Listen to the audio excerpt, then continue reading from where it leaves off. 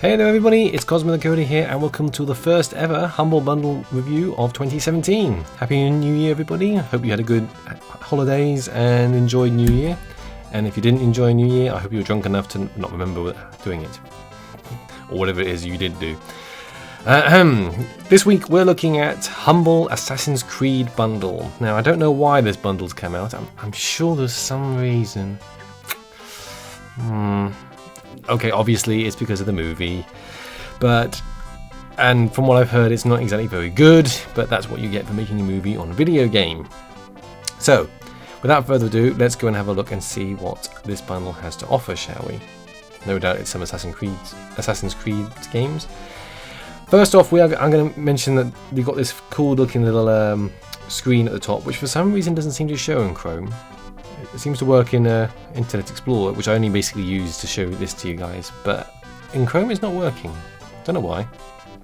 Anyway, strange as that may be, let's get and have a look at it, shall we? So first up then, we have 4 games in the Pay What You Want tier, and I kind of grouped all the 3 Assassin's Creed Chronicles games together in this way, mainly because, well, they're kind of all the same in terms of what they are, but the stories themselves are very different. Now you've got basically 3 Assassin's Creed Chronicle games, India, China and Russia. Each one is priced at $7.99 or about $10-ish. Now I'll say this now, I wasn't able to get the American prices very easily, so I've basically done a conversion based on what Google has said based on the English prices, so expect a bit of fluctuation in that sort of regard, but basically each one it costs about £8 or $10, give or take. Basically they are not quite 3D sort of third-person games as the same as Assassin's Creed games, but they're actually sort of 2.5D, as in they're 3D but they're stuck on a 2D plane. Imagine sort of Prince of Persia, but sort of halfway between the old ones and the new ones. You get it. You understand what I'm talking about. But basically they tell different sort of stories in the Assassin's Creed universe from different viewpoints and from different countries. Now, reviews for these are pretty mediocre, basically saying that they're okay, but they're not fantastic. So don't expect sort of groundbreaking gameplay or graphics or anything like that. They are good in terms of they are filler sort of games between the Assassin's Creed games, but in general speaking, don't expect too much. It's basically what I'm getting from the Metacritic reviews. So yeah, basically fairly good little games, cheap games, but worth looking at. And yeah, I know I couldn't click on any of them because of the trailers, but I forgot. Sorry, it's a new year. Give me a break. Okay, I've got this clever little thing. There we go. Mute that. Assassin's Creed. Now, this is obviously the very first ever Assassin's Creed game, set sort of in medieval times, or sort of Third Crusade times, whatever you want to call it. Obviously, I'm not going to go into the whole background of what Assassin's Creed is. If you don't already know, unless you've been hiding under a rock, you should have a general idea what Assassin's Creed games basically are. Third-person sort of stealth-esque assassination sort of games. You get the general idea even from the trailer. So the first and original is £10 on Uplay, about $12-ish roughly converted. I should say that all of these are Uplay keys. I forgot to mention that again. There's a big note at the top of my notes saying Uplay keys, but as always I seem to skip over that part. Metacritic says it's 79%. The game is pretty good, but as you see with the future games, they sort of improve things. It's kind of like if you play Uncharted. The original is good, but then the sequel's better because they've sort of polished the bits that needed polishing and removed the bits that didn't need to be there. So in general, Assassin's Creed is a good game, but you'll find that there are better versions of it as you play the sequels. Okay, moving on to the green tier then. So another 3 games, 3 games in a DLC. We have Assassin's Creed Liberation, which basically moves the setting for the game into sort of the sort of slavery sort of area, sort of New Orleans. So we move to America basically, and we sort of look at all the sort of the slavery elements and how things sort of progress in sort of America. This actually started off being a game, I believe, for I think that was PSP or something like that, and then it was sort of upgraded and released both on PC and PlayStation and all the other consoles and stuff like that. So it sort of has its roots in sort of the mobile game, but then it's sort of adjusted and upgraded for sort of the PC market. Not great reviews, 66%. Again, mainly because it's sort of limited in its story development, and in general it sort of suffers from the fact that it was on mobile devices, and the upgrade enhances it, but it doesn't really do much more than that. And there we go. Assassin's Creed 3 is obviously the third in the series, although actually technically it's not, because as I'll sort of explain with Assassin's Creed 2, this was Assassin's Creed 2 and a bit more, almost 3, and then 3. It's kind of, no, hang on, Brotherhood. Well, you know what I mean. There's some games in between 2 and 3 that I'll explain. Assassin's Creed 3 is a game set roughly around the same sort of time as Assassin's Creed Liberation, but a different area, and instead of slavery, you're looking at Native Americans.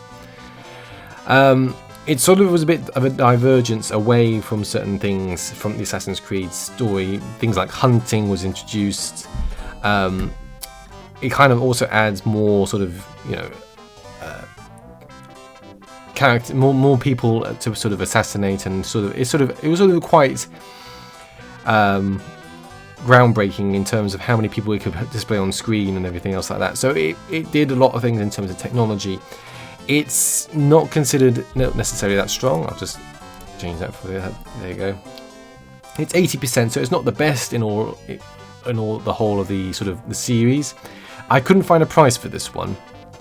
There was a problem with Uplay, perhaps just with me or anything else like that, but I expect to pay about £12-13, maybe $15-20ish, depending on where you are. This is not, as far as I can tell, the deluxe edition, so you don't get all the DLC, but you do get one part of the DLC.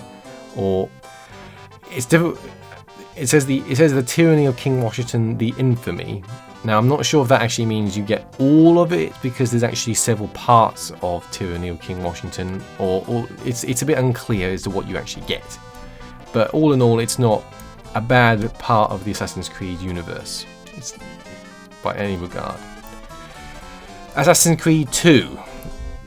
Now, Assassin's Creed 2 and possibly the sort of the games in between 2 and 3 are considered to be some of the best, because it introduces the Ezio character. Now, the consoles have, especially Xbox One and PlayStation 4, have recently got the Ezio collection, which is basically a collection of all 3 of the Assassin's Creed 2 games. So there's Assassin's Creed 2, Assassin's Creed Brotherhood, and Assassin's Creed Revelations. Now, I'll actually play the video. There you go. So basically, like I said, it is the sequel to the original Assassin's Creed. It does add a lot of what's the right sort of word? It adds a few more mechanics that sort of were needed from the original Assassin's Creed. People sort of voiced their opinions on what was bad and what was good about Assassin's Creed, and they took that and they basically generated Assassin's Creed 2, which was a grand improvement over the original. Set in sort of in I was going to say in France. It's not France. It's it says in Italy. Why did I say France? Oh, of course. Yeah. Set in, it says Firenze. Blech. It's set in Italy. You basically travel around in the city, befriending sort of Leonardo da Vinci, traveling Venice, yada yada yada. You basically do all kinds of things that are quite historic, quite cultural for Italy. It's certainly one of the best sort of settings for Assassin's Creed, and definitely some of my favourite Assassin's Creed games. I can't really much say more than that. It's 86% on Metacritic. Again, I couldn't really find a price on Uplay. Whether or not that's because I couldn't find the game and it was there or not, I'm not sure. But again, it seems to be that some of these keys or some of these sort of elements are games that aren't quite listed on Uplay anymore, or just aren't necessarily there, and maybe they're just trying to get rid of them or sell them off or whatever. I'm not sure, but I couldn't find it. But expect again to be about sort of £10-12, maybe 15 because it's the deluxe edition and it does include some of the DLCs and stuff like that. Right, after that meandering sort of part, we're going straight into the blue tier, where we're going for what should be the extremely famous Assassin's Creed Unity. Yes, that's it, the one that basically Ubisoft cocked up royally on release and took a long time and a lot of, shall we say, apologies and patches to fix, both on console and on PC. Yes, and the one with the missing face and everything, the famous one. Expect to pay about £25 or about $30-ish on Uplay. This is kind of sort of splitting away from the original sort of trilogy-esque elements, because after sort of Assassin's Creed Black Flag, they had to change how you sort of used the device, the Animus and everything. So this sort of tried to make it more sort of a separate arc, which they sort of started off in Black Flag, and this is sort of continuing on. It's 70% on Metacritic, probably a lot because when it was first came out, as I said before, it had a huge amount of technical difficulties. It's pretty dull, to put it mildly. I mean, it has its story like every Assassin's Creed game, but the problem is it kind of just didn't really go places that it should have gone, which was sad in a way. You know, it did things involving the mobile game which it shouldn't really have done.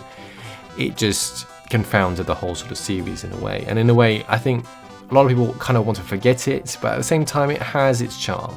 You know, it's something you should enjoy, not necessarily try and remember what went horribly wrong with it. Finally then, Assassin's Creed Brotherhood, which is the game after Assassin's Creed 2, where you continue on as Ezio after what happened with Assassin's Creed 2. It basically continues the story almost practically straight from the ending of Assassin's Creed 2, but it actually enhances the gameplay further by giving you the ability to recruit more assassins and build up, as it says, a brotherhood to take on a new and more powerful enemy. One of, if not the best game in the series, considered by many. 88% on Metacritic. Expect to pay about £15, $20-ish, and like I said, it's again carrying along the Ezio sort of story arc, and definitely worth a good look at. You know, it has its flaws, but then so do all the Assassin's Creed games. But it's definitely one of, if not the best, in sort of I'm going to say Desmond's story arc. You might not understand what that means, but if you do, you'll know exactly what I'm talking about. And I am going to basically stop there. Now, as usual, you get the bonus for 10% off Humble Monthly for new subscribers, and if you do Humble Monthly, you get 10% off the store. So, what do I think? Well, this bundle suffers from one or two little things, and the biggest sort of, I suppose, thing about this is that it's not a definitive bundle. You know, it's not every single it's not every single Assassin's Creed game. You're actually missing let me see, you're missing Revelations, which is sort of the third in the Ezio collection, if you want to call it that. You're also missing Black Flag, which is Assassin's Creed 4, which is basically between Assassin's Creed 3 and Assassin's Creed Unity. And there's also an Assassin's Creed Rogue, which was another sort of I think it was a portable only version, which has also been upgraded, which basically you play as a Templar instead of an assassin. But again, that wasn't necessarily well received as well. It also doesn't include some of these sort of DLCs for certain things, you know, and some other stuff. So it's not necessarily a definitive edition, or it's a definitive bundle, should I say, in any regard. But it's good price, good value for money, and I always kind of say that in terms of that. I mean, at the end of the day, this is supporting charity, so it's really up to you how much you spend on it. I'm not actually sure what that star is supposed to mean, but I'm assuming it just means deluxe edition. I don't know. So in general, it's a good bundle. It's a nice bundle, but you know, personally, I'm not going to buy it because I own pretty much all of the Assassin's Creed games. The only ones I don't really think I own are the Chronicles, so I might actually just pay a bit and get the sort of the white tier because I own all the other ones. I did sadly buy Assassin's Creed Unity and the Season Pass, so back when it actually first came out, and I did start playing it on my YouTube channel, but I'd actually just stopped because it was impossible to play, sadly. But on the bright side, I did get Assassin's Creed Black Flag for free. It's also worth mentioning that you can get, if you have Uplay, Assassin's Creed 3 for free currently. At least that's what it's saying on Uplay. Whether or not that's still the case or not, can't confirm because I can't go and actually do it. But worth mentioning. So in total, then, I'm a fan of Assassin's Creed. I like the Assassin's Creed games. I'm kind of annoyed that they have sort of stopped the whole yearly thing, which is good. They're not doing what Call of Duty's doing. They're trying to sort of space it out a bit more, try and add more to it. But the fact that they're still sort of running with it and still same sort of theme, the same sort of storylines, kind of ruins it a bit. But this bundle in general is a nice-ish bundle. Nice-ish? Yeah. A nice-ish bundle. So I'll give it a fair sort of 7 out of 10. You know, if you like the Assassin's Creed games and don't have many or any of them, then this is definitely a good bundle to go for. Okay? I think that's a fair score. Now, there is a game dev software bundle, which I haven't reviewed. I know it came out just after Christmas, and it's gonna, let's click on it, there we go. It kind of contains elements that already have been released in a previous sort of bundle, like the Click Team Fusion stuff. It also has some fairly interesting stuff like Pico 8 and some Spriter stuff, which has been in some of the sort of bundles and stuff. It also has some sort of very sweet, some sort of subscription stuff to do with passwords and to-do lists and stuff like that. So if you're into your sort of game dev stuff, it's definitely worth checking out. I'm not going to review it mainly because it would take massive amounts of time to figure out what each thing's worth and everything like that, but also because in a way it's not necessarily very valuable to anyone who's not necessarily going to be using it. That makes sense, I think. There was also over Christmas a Yogcast bundle, which was basically you pay $50 and you get sort of a collection of things, some of them very unique sort of add-ons for certain games, some freebie things, some stuff like that. Whether or not that was worth the money or not, I kind of said to people, look, at the end of the day, it's kind of a specialist bundle. Special for Christmas, they're sort of doing some sort of limited edition sort of stuff. It's really going to be down to how you thought about that, what you thought about the cost of that bundle and how much it was, whether it was worth the $50 or not. You know, I couldn't really say whether it was or not. I personally didn't go for it, and the fact that it was kind of limited to some of the stuff was actually limited to the first 50,000 people was a bit sort of about it. But in general, you know, it wasn't necessarily something I went for, or wasn't really interested in, and didn't want to review because one, it was constantly changing every day. The bundle was getting bigger and bigger each day, and it was difficult to sort of quantify whether or not something was worthwhile or not because of what it was. So, you know, I hope that explains why I didn't review that. A reminder that Humble Monthly is coming up, and we're getting Warhammer The End Times Vermintide. I will be hopefully reviewing that on Saturday. Otherwise, that pretty much, as they say, is it. So, thank you for watching, guys. As always, do all the usual YouTube stuff, like, subscribe, comment, share, dislike if you really want to. You can tell me why you dislike it so I can improve stuff. But as always, that is it for me, guys. I hope you have, like I said, a happy holidays, and I shall return Saturday for more gameplay videos. I'm Cosmo the Coder. Thank you for watching, guys, and as always, happy gaming.